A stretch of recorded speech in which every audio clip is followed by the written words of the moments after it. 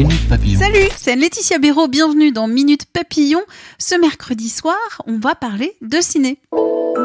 Aujourd'hui, retour d'un poids lourd du cinéma, j'ai nommé Rambo, Last Blood d'Adrian Grunberg et le 5e épisode de la saga du vétéran de la guerre du Vietnam. Pour ce nouvel opus, Sylvester Stallone, 73 ans au compteur, et tripes, ratatine, explosé à tout va et ça va tâcher, vous souligne Caroline Vier.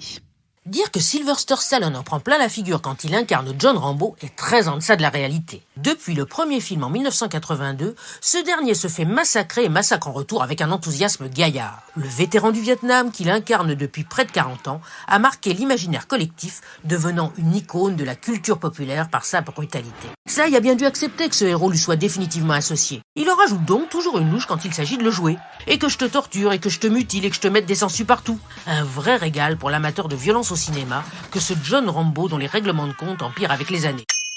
Au nom de la Terre, c'est le nom d'un film d'Édouard Bergeon sur la chute d'un agriculteur. Un film d'Édouard Bergeon à propos de son père, disparu, qu'a beaucoup aimé Caroline Vier. Guillaume Canet, qui interprète le personnage principal, y est bouleversant.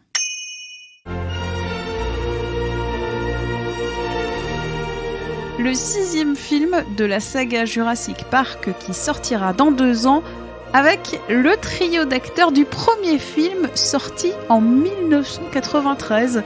Confirmation du réalisateur Colin Trevorrow. 28 ans après le premier Jurassic Park, on assistera au retour de Laura Dern, Sam Neill, Jeff Goldblum.